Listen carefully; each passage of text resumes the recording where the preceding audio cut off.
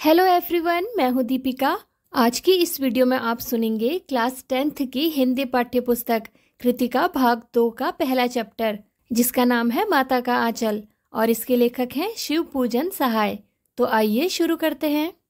जहाँ लड़कों का संग तहाँ बाजे मृदंग, जहाँ बुढ़ों का संग तहाँ खर्चे का तंग।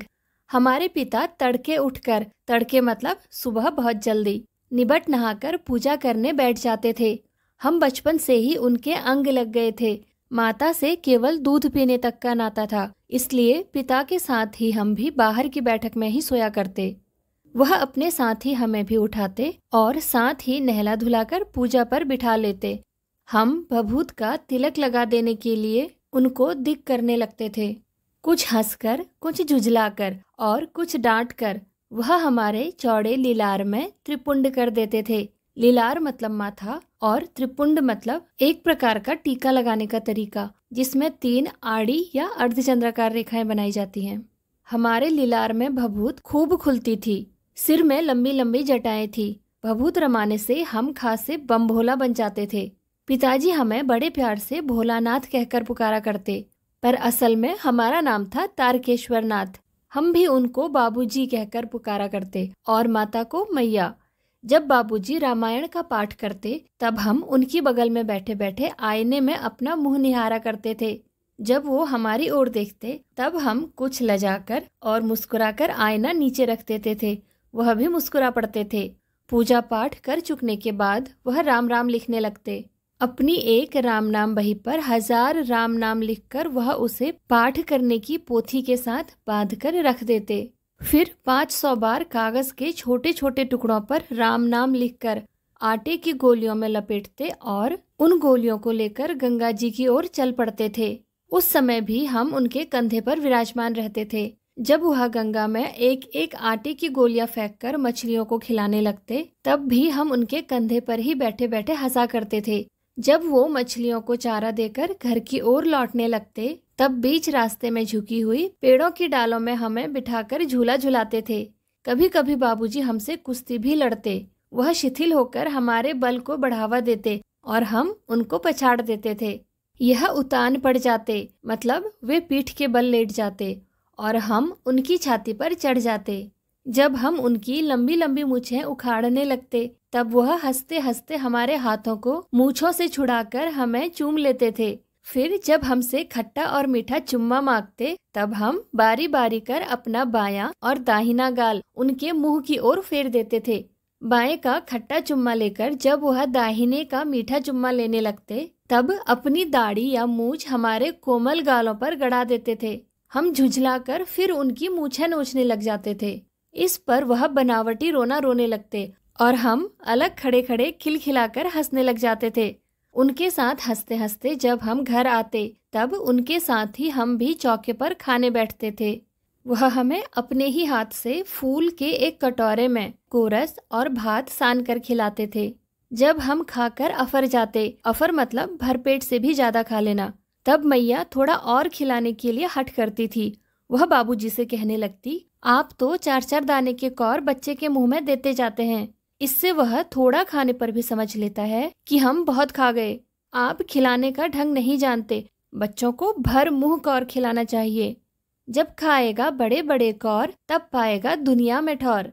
देखिए मैं खिलाती हूँ, मर्दवे क्या जाने बच्चों को कैसे खिलाते हैं, और महतारी के हाथ से खाने पर बच्चों का पेट भी भरता है।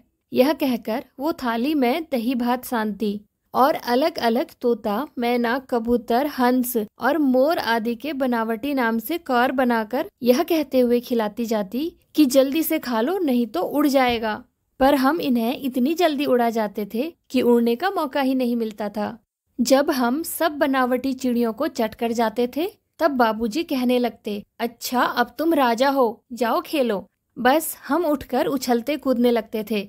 फिर रस्सी से बंधा हुआ काठ का घोड़ा लेकर नंग धड़ंग बाहर गली में निकल जाते थे। जब कभी मैया हमें अचानक पकड़ लेती, तब हमारे लाख छटपटाने पर भी एक चुल्लू कड़वा तेल यानी सरसों का तेल हमारे सिर पर डाल ही देती थी।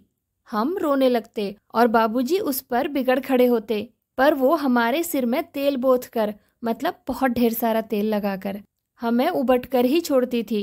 फिर हमारी नाभि और लिलार में काजल की बिंदी लगाकर चोटी गूंथती और उसमें फूलदार लट्टू बांधकर रंगीन कुर्ता टोपी पहना देती थी। हम खासे कन्हैया बनकर बाबूजी की गोद में सिसकते सिसकते बाहर आते थे। बाहर आते ही हमारी बाट जोहने वाले लड़कों का एक झुंड मिल जाता था। हम उन खेल के साथियों को देखते ही सिसकना भूलकर बाबूजी की गोद से उतर पड़ते और अपने हमजोलियों के दल में मिलकर तमाशे करने लगते थे। तमाशे भी ऐसे वैसे नहीं, तरह तरह के नाटक। चबूतरे का एक कोना ही नाटक घर बनता था। बाबूजी जिस छोटी चौकी पर बैठकर नहाते थे वही रंगमंच बनती। उसी पर सरकंडे के खंभों पर कागज का चंदोआ तानकर मिठाइयों की दुकान लगाई जाती। चंदोआ मतलब छोटा शामियाना या टेंट। उसमें चिलम के खोचे पर कपड़े के थालों में ढेले के लड्डू, पत्तों की पूरी कचौरियाँ, गीली मिट्टी की जलेबियाँ और फूटे घड़े के टुकड़ों के बताशे आदि मिठाइयाँ सजाई जाती। ठीकरे के बटखरे और जस्ते के छोटे छोटे टुकड़ों के पैसे बनते। हम ही लोग खरीददार और हम ही लोग दुकानदार। बाबूजी भी 2-4 गोरखपुरिये पैसे खरीद लेते थे। थोड़ी देर में मिठाई की दुकान बढ़ाकर हम लोग घरौंदा बनाते थे। धूल की मेड़ दीवार बनती और तिनकों का छप्पर, दातून के खम्भे, दिया सलाई की पेटियों के किवाड़, घड़े के मुहड़े की चूल्हा चक्की, दिए की कढ़ाई और बाबूजी की पूजा वाली आचमनी करछी बनती थी। पानी के घी, धूल के पिसान और बालू की चीनी से हम लोग ज्योनार तैयार करते। ज्योनार मतलब भोज या फिर दावत। हम ही लोग ज्योनार करते और हम ही लोगों की ज्योनार बैठती थी। जब पंगत बैठ जाती थी तब बाबूजी भी धीरे से आकर पात के अंत में जीमने के लिए बैठ जाते थे। उनको बैठते देखते ही हम लोग हंसकर और घरौंदा बिगाड़कर भाग चलते थे। वह भी हंसते हंसते लोटपोट हो जाते और कहने लगते, फिर कब भोज बनाओगे भोलेनाथ। कभी कभी हम लोग बारात का भी जुलूस निकालते थे। कनस्तर का तराजू बनता, अमोले को घिसकर शहनाई बनाई जाती, टूटी चूहेदानी की पालकी बनती। हम समधी बनकर बकरे पर चढ़ जाते और चबूतरे के एक कोने से चलकर बारात दूसरे कोने में जाकर दरवाजे लगती थी। वहाँ काठ की पटरियों से घिरे, गोबर से लीपे, आम और केले की टहनियों से सजाए हुए छोटे आंगन में कुल्हे का कलसा रखा रहता था। वहीं पहुंचकर बारात फिर लौट आती थी। लौटने के समय खटोली पर लाल ओहार डालकर उसमें दुल्हनिया को चढ़ा लिया जाता था।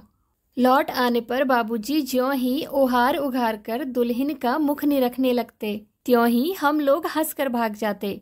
थोड़ी देर बाद फिर लड़कों की मंडली जुट जाती थी। इकट्ठा होते ही राय जमती कि खेती की जाए। बस चबूतरे के छोर पर घिरनी गड़ जाती और उसके नीचे की गली कुआं बन जाती थी। मूंज की बटी हुई पतली रस्सी में एक चुक्कड़ बांध गराड़ी पर चढ़ाकर लटका दिया जाता और 2 लड़के बैल बनकर मोट खींचने लग जाते। चबूतरा खेत बनता, कंकड़ बीज और ठेंगा हल जुआठा।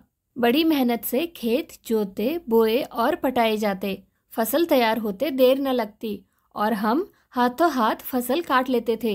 काटते समय गाते थे, ऊंच नीच में बई कियारी, जो उपजी सो भई हमारी। फसल को एक जगह रखकर उसे पैरों से रौंद डालते थे।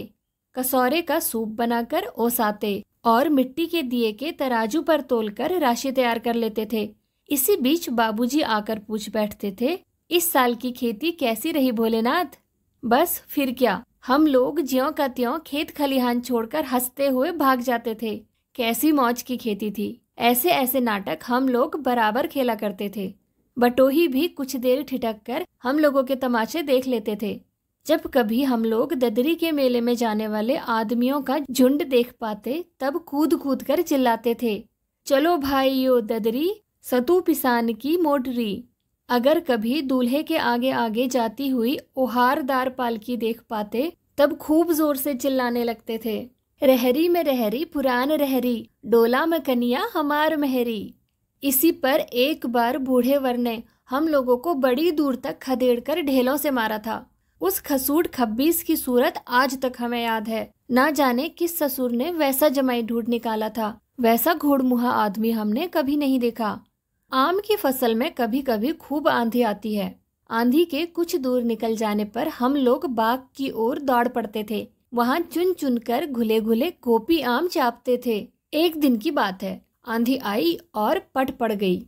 आकाश काले बादलों से ढक गया। मेघ गरजने लगे, बिजली कौंधने और ठंडी हवा सनसनाने लगी। पेड़ झूमने और जमीन चूमने लगे। हम लोग चिल्ला उठे, 1 पैसा की लाई, बाजार में छितराई, बरखा उधरे बिलाई। लेकिन बरखा ना रुकी और भी मूसलाधार पानी होने लगा। हम लोग पेड़ों की जड़ से धड़ से सट गए, जैसे कुत्ते के कान में अठई चिपक जाती है। मगर बरखा जमी नहीं, थम गई। बरखा बंद होते ही बाग में बहुत से बिच्छू नजर आए। हम लोग डर कर भाग चले। हम लोगों में बैजू बड़ा ढीठ था। संयोग की बात, बीच में मूसन तिवारी मिल गए। बेचारे बूढ़े आदमी को सूझता कम था। बैजू उनको चिढ़ाकर बोला, बुढ़वा बेईमान मांगे करेला का चोखा। हम लोगों ने भी बैजू के सुर में सुर मिलाकर यही चिल्लाना शुरू किया। मूसन तिवारी ने बेतहाशा खदेड़ा। हम लोग तो बस अपने अपने घर की ओर आंधी हो चले। जब हम लोग ना मिल सके तब तिवारी जी सीधे पाठशाला में चले गए। वहाँ से हमको और बैजू को पकड़ लाने के लिए 4 लड़के गिरफ्तारी वारंट लेकर छूटे। इधर ज्यों ही हम लोग घर पहुँचे त्यों ही गुरुजी के सिपाही हम लोगों पर टूट पड़े। बैजू तो 9-2-11 हो गया। हम पकड़े गए। फिर तो गुरुजी ने हमारी खूब खबर ली। बाबूजी ने यह हाल सुना। वह दौड़े हुए पाठशाला आ गए। गोद में उठाकर हमें पुचकारने और फुसलाने लगे। पर हम दुलारने से चुप होने वाले लड़के नहीं थे। रोते रोते उनका कंधा आंसुओं से तर कर दिया। वह गुरुजी से चिरौरी यानी विनती करके हमें घर ले आए। रास्ते में फिर हमारे साथी लड़कों का झुंड मिला।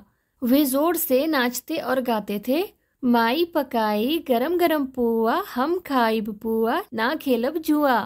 फिर क्या था, हमारा रोना धोना भूल गया। हम हट करके बाबूजी की गोद से उतर पड़े और लड़कों की मंडली में मिलकर लगे वही तानसुर अलापने। तब तक सब लड़के सामने वाले मकई के खेत में दौड़ पड़े। उसमें चिड़ियों का झुंड चर रहा था। वे दौड़ दौड़ कर उन्हें पकड़ने लगे, पर एक भी हाथ न आई। हम खेत से अलग ही खड़े होकर गा रहे थे, राम जी की चिरई, राम जी का खेत, खा लो चिरई भर भर पेट। हमसे कुछ दूर बाबूजी और हमारे गांव के कई आदमी खड़े होकर तमाशा देख रहे थे और यही कहकर हंसते थे कि चिड़िया की जान जाए लड़कों का खिलौना। सचमुच लड़के और बंदर पराई पीर नहीं समझते। एक टीले पर जाकर हम लोग चूहे के बिल से पानी उलीचने लगे। नीचे से ऊपर पानी फेंकना था। हम सब थक गए। तब तक गणेश जी के चूहे की रक्षा के लिए शिव जी का सांप निकल आया। रोते चिल्लाते हम लोग बेतहाशा भाग चले। कोई औंधे गिरा, कोई अंटा चिट, किसी का सिर फूटा, किसी के दांत टूटे। सभी गिरते पड़ते भागे। हमारी सारी देह लहूलुहान हो गई। पैरों के तलवे कांटों से छलनी हो गए। हम एक सुर में दौड़े हुए आए और घर में घुस गए। उस समय बाबूजी बैठक के ओसारे में बैठकर हुक्का गुड़गुड़ा रहे थे। उन्होंने हमें बहुत पुकारा, पर उनकी अनसुनी करके हम दौड़ते हुए मैया के पास ही चले गए। जाकर उसी की गोद में शरण ली। मैया चावल अमनिया कर रही थी, मतलब साफ कर रही थी। हम उसी के आंचल में छिप गए। हमें डर से कांपते हुए देखकर वह जोर से रो पड़ी और सब काम छोड़ बैठी।